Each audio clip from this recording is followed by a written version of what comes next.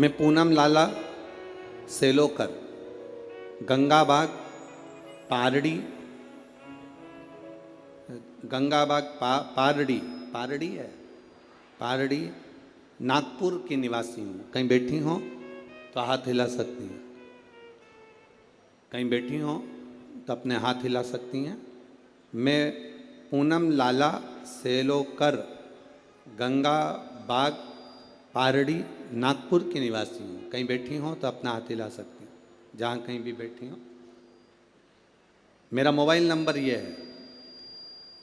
मेरी शादी को 12 साल हो गए थे गुरुदेव, संतान का सुख नहीं था। मैंने नागपुर के सारे डॉक्टरों को दिखाया, पर डॉक्टरों के हिसाब से उन्होंने कहा था कि तुम्हें संतान कभी नहीं होगी। सारे इलाज की रिपोर्टें भी मेरे पास में हैं। क्यों? उसका कारण यह था कि मेरे गर्भाशय में 12 mm की गठान हो गई थी, और 12 mm की गठान बहुत बड़ी गठान होती है गुरुदेव।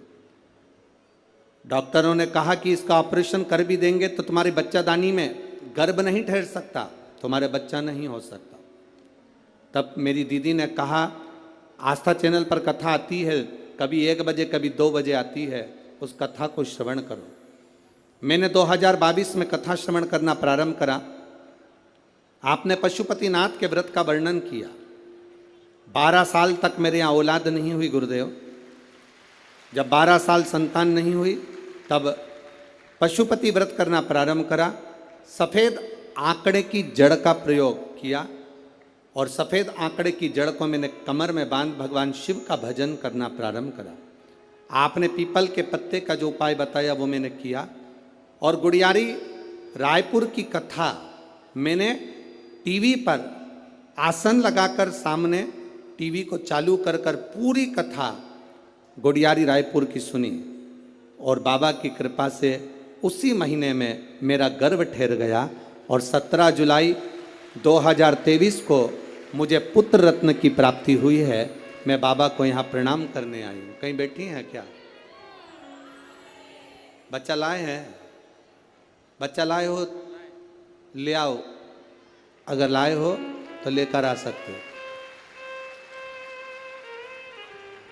गुरुदेव, डॉक्टर के हिसाब से मेरे यहाँ कभी संतान का सुख नहीं था।